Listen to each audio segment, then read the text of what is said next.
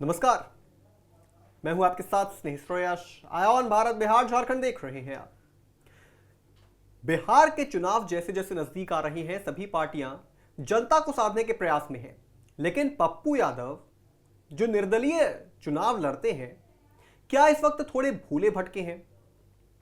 कभी वो तेज प्रताप का साथ देके आरजेडी की तरफ अपना झुकाव दिखाते हैं, कभी वो निर्दलीय चुनाव तो वो लड़ते ही हैं, कभी वो राहुल गांधी को सलाह देने पहुंच जाते हैं कि बिहार के अंदर राहुल गांधी अपनी रणनीति कैसे और अच्छी कर सकते हैं, बिहार की जनता में पकड़ कैसे मजबूत कर सकते हैं।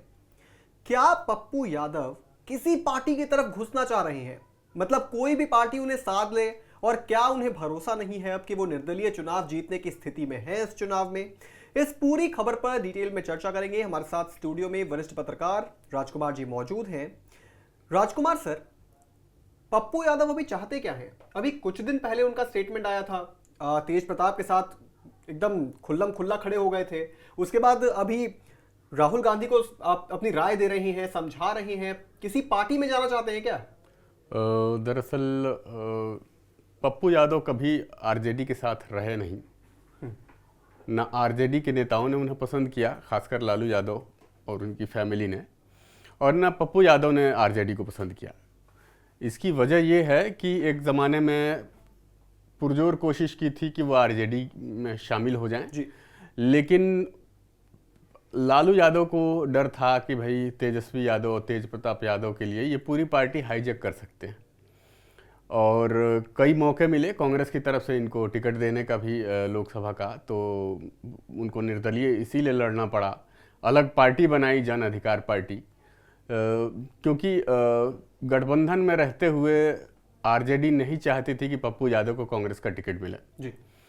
और अगर ये जो कह रहे हैं, राहुल गांधी को सलाह दे रहे हैं कि कांग्रेस को अगर 13 करोड़ बिहारियों का भला करना है तो अकेले बिहार में चुनाव लड़ना होगा जी। तो इसका फायदा कांग्रेस को हो ना हो, बिल्कुल। लेकिन सबसे ज़्यादा अगर उनकी बात कांग्रेस मान लेती है तो सबसे ज़्यादा फायदा जो है पप्पू यादव को होगा, और उनको ये फायदा होगा कि वो ऑफिशियली तौर पे बिना किसी रुकावट के कांग्रेस में शामिल हो सकते हैं जी। और कांग्रेस को अगर देखा जाए तो फायदा ये हो सकता है कि एक बड़ा नाम पार्टी में चेहरा मिल सकता है। बिहार में जो चेहरे बड़े हैं उनमें से एक। दूसरा जो नुकसान होगा सीधे सीधे तेजस्वी यादव को सबसे ज़्यादा नुकसान होगा इसका। तो यही वजह है कि वो एक तरफ लालू यादव को भी इशारों में 40 साल का जिक्र कर रहे हैं, तो 40 साल में तो ऐसे जनार्दन मिश्र का भी काल आ जाता है जब वो कांग्रेस के मुख्यमंत्री, आखिरी मुख्यमंत्री बिहार में थे। लेकिन 35 साल उनको कहना चाहिए, 15 साल लालू यादव आरजेडी की सरकार और 20 साल नीतीश कुमार की सरकार। तो वो एक तौर पे मोटे तौर पे 40 साल के सरकार को कोस रहे हैं, मतलब नीतीश कुमार को भी निशाने पे ले रहे हैं और लालू यादव पर भी निशाना साध रहे हैं। तो उनका सीधा सा मतलब है कि मुझे पार्टी में एक बड़ी भूमिका मिले, और कांग्रेस में ऑफिशियली तौर पे वो तब तक शामिल नहीं होंगे। ये पहली शर्त गठबंधन की लालू यादव ने यही रखी है कि पप्पू यादव कांग्रेस से बतौर नहीं लड़ेंगे। यही वजह है कि पत्नी कांग्रेस के टिकट पर चुनाव लड़ती हैं, वो जन अधिकार पार्टी अपना बनाते हैं। बिल्कुल। उसके बाद वो उसका विलय कांग्रेस में कर लेते हैं, बावजूद इसके कांग्रेस से वो टिकट लेकर नहीं लड़ पाते हैं, वो निर्दलीय चुनाव लड़ते हैं और जीतते हैं। जी। तो आरजेडी को ये लगता है, यादव वो भी हैं, यादव इन लोगों का भी वोट बैंक है, तो उनको लगता है कि हमारी पार्टी में अगर आए तो हमारी पार्टी को जो पुरानी उनकी नीति थी वो हाईजैक कर लेंगे, और कांग्रेस में आते हैं तो तेजस्वी के लिए मुश्किल होगी। तो यही वजह है कि अपना जो है हित देखते हुए हो सकता है कांग्रेस में भी यही सोच है। एक बड़ा धड़ा ये भी सोचता है कि कांग्रेस को चुनाव बिहार में अकेले लड़ना चाहिए, और यही बात पप्पू यादव भी कह रहे हैं। लेकिन पप्पू यादव ये बात जरूर कह रहे हैं, लेकिन अगर महागठबंधन के लिहाज से देखें, पप्पू यादव अगर किसी का समर्थन करते हैं तो किसी का विरोध नहीं कर रहे हैं। मतलब तेज प्रताप के साथ खड़े हो गए, लेकिन लालू के विरोध में नहीं कहा। ये भले ही ये कहा कि लालू को एक पारिवारिक रिश्ते के नाते उनके रिश्ते को स्वीकार कर लेना चाहिए था। एक अच्छा पिता होने के नाते तेज प्रताप के रिश्ते को स्वीकार कर लेते, तो वो आरजेडी के साथ खड़े हो गए। फिर कहते हैं राहुल गांधी को अगर बिहार में अपना वर्चस्व बनाना है तो वो इस तरीके से बना सकते हैं, कांग्रेस के साथ खड़े हो गए, मतलब किसी का विरोध नहीं कर रहे हैं। क्या ऐसा होगा कि महागठबंधन के साथ आने वाले चुनाव में पप्पू यादव का नाम जुड़ जाएगा? और इससे नुकसान तो खैर मुझे लगता है कि किसी का शायद ही आरजेडी का हो, लेकिन कांग्रेस को क्या एक बड़ा चेहरा मिल जाएगा अगर वो कांग्रेस के साथ चले जाते हैं। और क्या ये भी इशारा है दोनों में फूट डलवा दो, कांग्रेस से जुड़ जाओ, क्योंकि कांग्रेस के पास कोई बहुत बड़ा चेहरा है नहीं इस वक्त बिहार के अंदर। अगर पप्पू यादव शामिल हो जाते हैं तो बड़ा चेहरा मिल जाएगा उनको भी। देखिए, कांग्रेस में ही है ऑफिशियली, भले ना हो जी, लेकिन पप्पू यादव कांग्रेस में ही है, पत्नी कांग्रेस सांसद रही हैं।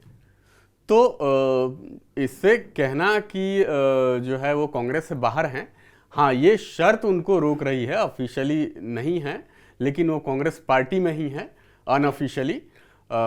सिर्फ ये लालू यादव और आरजेडी की शर्त है जिसकी वजह से वो कांग्रेस में ऑफिशियली कांग्रेस के टिकट पे वो चुनाव नहीं लड़ पा रहे हैं। पिछली 2 बार से वो नहीं लड़ पाए हैं और शायद इस बार भी अगर गठबंधन होता है तो नहीं लड़ पाएंगे। हालांकि जो रुख कांग्रेस दिखा रही है अभी, तो उसको देख के तो यही लगता है कि दोनों गठबंधन के दोनों दलों में जो है एक बढ़त, मनोवैज्ञानिक बढ़त बनाने की कोशिश है।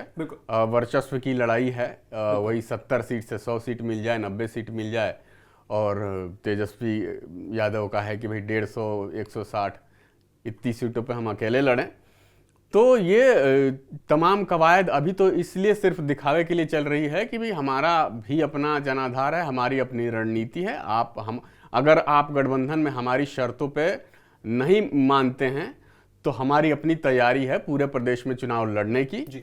और यही बात शायद जो है खुले तौर पे पप्पू यादव बोल रहे हैं, जो कि वो बोल सकते हैं।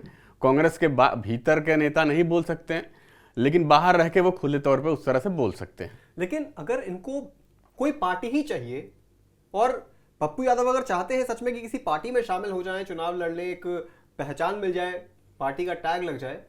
प्रशांत किशोर की पार्टी भी तो अभी नई नई है, वो भी एक जनाधार तो चाहे खैर प्रशांत किशोर का जो है थोड़ा बहुत वो है बिहार में, पहचान तो है ही। पप्पू यादव क्या प्रशांत किशोर की पार्टी को ज्वाइन कर सकते हैं, या फिर क्या पता प्रशांत किशोर के सामने से कोई ऑफर आए पप्पू यादव के लिए? क्या ऐसा हो सकता है, मुमकिन है? मुझे नहीं लगता, क्योंकि प्रशांत किशोर की जो राजनीति है और पप्पू यादव की जो छवि रही है, कहते हैं कि आपका अतीत आपका पीछा नहीं छोड़ता है जी। तो जो बाहुबली वाला और जिस तरह के आरोप उनके ऊपर लगे हैं, जिस तरह का उनका इतिहास बताया जाता है, तो उस तरह की छवि वालों के लिए जो है इनके प्रशांत किशोर की पार्टी में जगह नहीं है। मतलब अभी तक जो उनका रुख देखने को मिलता है, इस तरह के लोगों के लिए वो साफ सुथरी छवि के लोगों को अपनी पार्टी में शामिल कर रहे हैं। और पप्पू यादव एक डोमिनेटिंग नेचर के नेता हैं। हाँ, बिल्कुल। तो वो नहीं चाहेंगे कि भाई हमारा एकाधिकार जो है या हमारे इसमें उस तरह की दखलंदाजी हो जो उम्मीद से जिसको अगर शामिल कराएं तो हमारी पार्टी को हाईजैक करने की कोशिश करिए। दिमाग में प्रशांत किशोर के होगा। दूसरा, उनकी छवि है, बहुत बड़ी चीज़ ये है जिसकी वजह से मुझे लगता है कि प्रशांत किशोर उनको अपनी पार्टी में शामिल नहीं करना चाहेंगे। अच्छा, एक छोटा सा जवाब मैं चाहूंगा आपसे, क्योंकि ये सवाल बहुत इंटरेस्टिंग होने वाला है, मुझे ऐसा लगता है दर्शकों के लिए भी। प्रशांत किशोर का आपने जिक्र किया, आप कह रहे हैं कि ऐसी छवि जो पप्पू यादव की है, एक वक्त में उन्हें बाहुबली कहा जाता था, अभी भी कहा जाता है दबे आवाज में, और प्रशांत किशोर की पार्टी में ऐसी छवि वाले लोगों के लिए बिल्कुल जगह नहीं है। एक समय में, मैं इसको दिल्ली तक लेकर के जाऊंगा, एक समय में केजरीवाल भी ये कहा करते थे कि हमारे पार्टी में ऐसी छवि के लोगों के लिए कोई जगह नहीं है, लेकिन बाद में उन्होंने थोड़ा बहुत कॉम्प्रोमाइज जरूर किया। क्या प्रशांत किशोर भी, अगर उनकी सीट आ जाती है, थोड़ा सा वर्चस्व आ जाता है, तो कॉम्प्रोमाइज करना पड़ेगा या अपनी बात पे रहेंगे कि जो नहीं वो नहीं? देखिए, राजनीति में सबसे बड़ी बात कहा जाता है कि अगर कुछ संभव है तो वो ये है, कुछ असंभव है तो वो है संभव। मतलब सब कुछ संभव है, कुछ भी असंभव नहीं है जी। तो अभी तो चुनाव है, तो अपनी छवि के हिसाब से चलेंगे, नहीं तो इतिहास दुनिया भर के भरे पड़े हैं आपको, जम्मू कश्मीर से लेकर उत्तर प्रदेश तक जी। जब मायावती और मुलायम सिंह की पार्टी मिल सकती है, जब बीजेपी और महबूबा मुफ्ती मिल सकते हैं, तो जब लालू और नीतीश कुमार, बिहार में खुद उदाहरण देख लीजिए, मिल सकते हैं, तो राजनीति में कुछ भी असंभव नहीं है। ये होगा, लेकिन ये चुनाव से पहले संभव नहीं है। हो सकता है कि भाई अगर ऐसी नौबत आती है कि अनएक्सपेक्टेड सीटें जीत लेते हैं प्रशांत किशोर, तो अगर जरूरत पड़ती है तो उस तरह से तो केजरीवाल ने भी किया है, प्रत्यक्ष उदाहरण है, कांग्रेस के खिलाफ लड़े, कांग्रेस को साफ किया और कांग्रेस के साथ भी गठबंधन किया। बिल्कुल। तो ये कोई नई बात नहीं है, वैचारिक परिवर्तन सत्ता के लिए होता रहता है, तो बाद की बात है। लेकिन पहले तो मुझे नहीं लगता कि अभी वो अपनी छवि बचाना चाहेंगे, और वो जो डिस्टेंस, उनको पता है कि मुझे लंबा खेलना है, लंबी दूरी तय करनी है, तो वो उस चीज़ों से समझौता फिलहाल तो मुझे नहीं लगता करेंगे। बाकी आगे का कौन जानता है।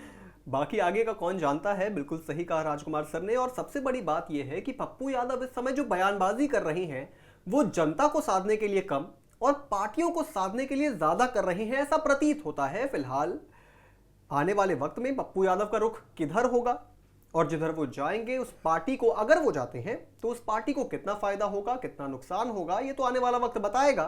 फिलहाल उनकी बयानबाजी से ये तो साफ है कि शायद इस बार पप्पू यादव जो है निर्दलीय चुनाव नहीं लड़ना चाहते हैं, ऐसा लगता है फिलहाल। वैसे कहां जाएंगे वो आने वाला वक्त बताएगा। इस पूरी चर्चा पर आप क्या सोचते हैं जरूर हमें कमेंट बॉक्स में बताइएगा। राजकुमार सर, इस पूरी चर्चा में हमारे साथ जुड़ने के लिए आपका बहुत बहुत शुक्रिया। बिहार झारखंड से जुड़ी तमाम बड़ी खबरों को देखने के लिए आप देखते रहें आय ऑन भारत बिहार झारखंड।